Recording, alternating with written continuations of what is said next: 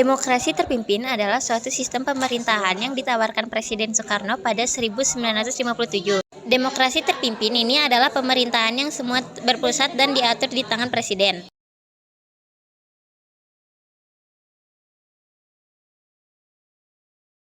Dari segi keamanan sosial, yaitu banyaknya gerakan separatis pada masa demokrasi liberal menyebabkan ketidakstabilan negara. Dari segi perekonomian, yaitu sering terjadinya pergantian kabinet pada masa demokrasi liberal menyebabkan program-program yang dirancang oleh kabinet tidak dapat dijalankan secara utuh sehingga pembangunan ekonomi tersendat.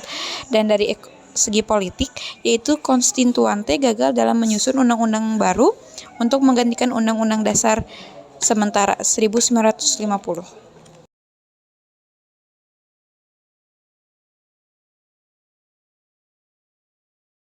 Yang pertama adalah nasionalisme.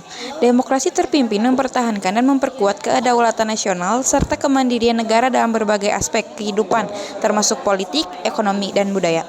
Yang kedua yaitu aspek keadilan sosial, yaitu demokrasi terpimpin mengurangi kesenjangan sosial dan ekonomi antara berbagai kelompok dalam masyarakat.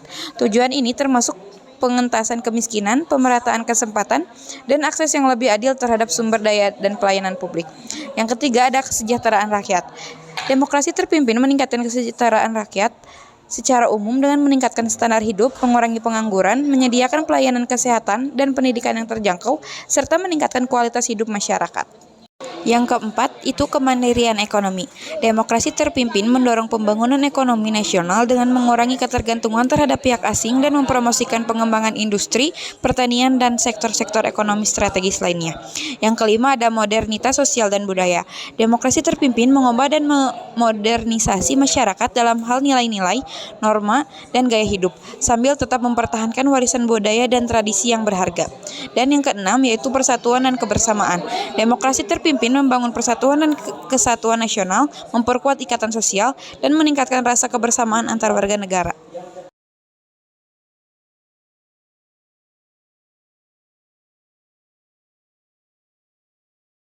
Yang pertama yaitu dominasi kekuatan politik di tangan presiden.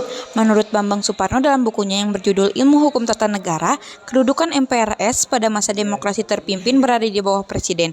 Oleh karena itu, presiden dapat mengakut apa hal-hal yang harus dilakukan oleh MPR dan MPR wajib tunduk kepada presiden. Yang kedua ada pembatasan hak politik rakyat. Kepemimpinan Presiden Soekarno tanpa batas ini terbukti dengan lahirnya kebijakan yang menyimpang dari Undang-Undang Dasar 1945. Misalnya pada tahun 1960, Presiden Soekarno membubarkan DPR hasil pemilihan umum dan menggantinya dengan DPR gotong royong yang anggotanya diangkat dan diberhentikan oleh presiden. Selain itu, kebijakan kooptasi dan pembubaran partai politik beserta organisasi kemasyarakatannya menimbulkan batasan hak politik pada warga negara. Yang ketiga yaitu munculnya partai penguasa. Hilangnya kontrol sosial dan check and balance dari lembaga legislatif terhadap lembaga eksekutif semakin parah dengan peranan partai mayoritas. Partai politik yang saat itu mendominasi kehidupan politik Indonesia adalah Partai Komunis Indonesia. Yang keempat yaitu semakin besar peranan militer. Hal tersebut mendorong keputusan Presiden Soekarno sebagai panglima tertinggi di dalam TNI. Ia menciptakan kondisi mengungguli baik antar angkatan maupun TNI dengan partai politik. Oleh karena itu, fungsi ABRI semakin luas hingga fungsi pada politik Indonesia. Dan yang terakhir yaitu politik luar negeri Aldo Nevo. Sikap politik luar negeri Indonesia yang mulanya bebas aktif berubah menjadi politik luar negeri poros. Negara membagi kekuatan politik dunia menjadi dua, yaitu Old Evo atau Old Established Force merujuk pada kekuatan lama, dan Nevo atau New Emerging Force yaitu kekuatan baru.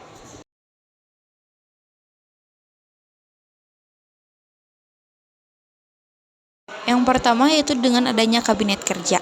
Kabinet Kerja dibentuk 10 Juli 1959 dan terdiri dari Soekarno sebagai Perdana Menteri, sedangkan Juanda bertindak sebagai Menteri pertama dengan dua wakilnya yaitu J. Leimenah dan Subandrio.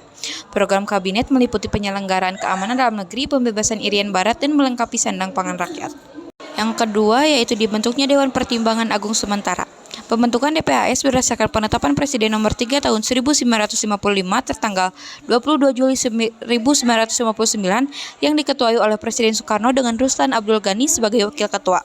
DPAS bertugas menjawab pertanyaan Presiden dan berhak mengajukan usul kepada pemerintah. Yang ketiga yaitu dibentuknya Majelis Permusyawaratan Rakyat Sementara.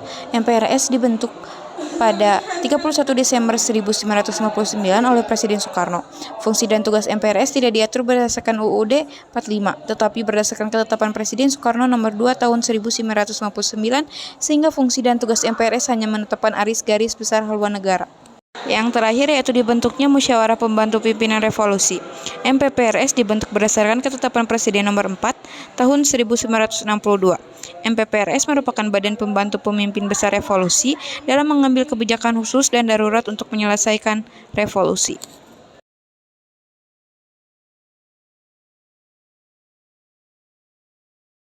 Yang pertama yaitu kurangnya kebebasan berpolitik.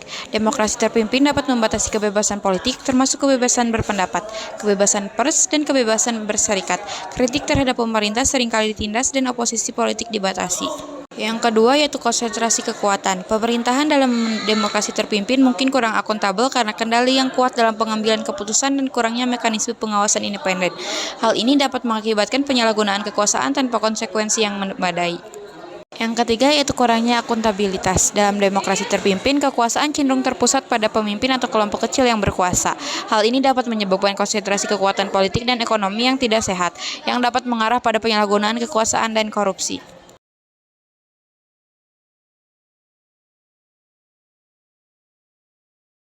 Dampak ekonomi yang pertama yaitu penurunan nilai uang. Pada 1950, pemerintah mengumumkan adanya penurunan nilai uang. Sebagai contoh, uang kertas 500 nilainya akan berubah menjadi 50. Pemerintah juga membekukan beberapa bank yang memiliki simpanan melebihi 25.000. Hal ini untuk membendung inflasi dan mengurangi jumlah uang yang ada di tengah masyarakat. Yang kedua yaitu pembentukan Dewan Perancang Nasional. Dapernas memiliki program dengan nama Pola Pembangunan Semesta Bencana. Program tersebut terdiri atas tripola, yaitu proyek pembangunan, pola penjelasan pembangunan, dan pola pembiayaan pembangunan. Dan yang terakhir yaitu pembentukan Badan Perancangan Pembangunan Nasional. Tugas Bappenas adalah menyusun rencana pembangunan jangka panjang maupun pendek, diketuai langsung oleh Presiden Soekarno. Selanjutnya ada dampak sosial. Yang pertama, larangan pedagang asing di luar ibu kota daerah. Pada masa demokrasi terpimpin, terjadi konflik antara pedagang asing, terutama Cina. Pada Januari 1960, para pedagang asing dilarang berdagang di pedesaan. Akibatnya banyak yang berpindah ke kota. Hal ini menimbulkan reaksi besar dari pemerintah Beijing karena melarang pedagang etnis Cina bergerak di luar kota-kota besar. Yang kedua yaitu kerusuhan di Jakarta. Konfrontasi Indonesia-Malaysia membuat kondisi sosial menjadi kacau di Indonesia. Rumah kedutaan besar dibakar habis oleh masyarakat Indonesia. Sebagai balasannya, rumah kedutaan besar Indonesia di Malaysia juga dibakar. Hal ini mengakibatkan putusnya kerjasama dengan Malaysia dan Singapura. Selanjutnya ada dampak budaya.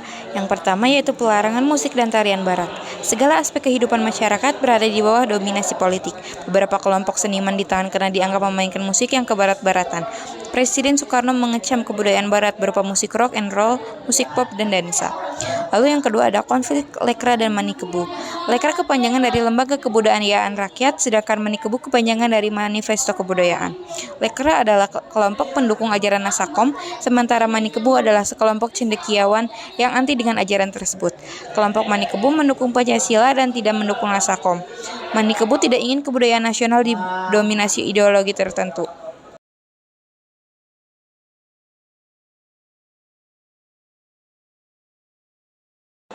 Akhir dari demokrasi terpimpin. Walaupun pada mulanya Soekarno menilai bahwa demokrasi terpimpin dapat menyelamatkan Indonesia dari perpecahan karena ideologi, pada akhirnya sistem ini mengalami kegagalan. Sejumlah pihak mendukung Soekarno, namun sebagian pengikutnya menggunakan pandangan dan prinsip Soekarno untuk menyerang pihak lainnya yang sebenarnya juga merupakan pendukung Soekarno. Ini tampak dalam persaingan antara kalangan tentara dan PKI.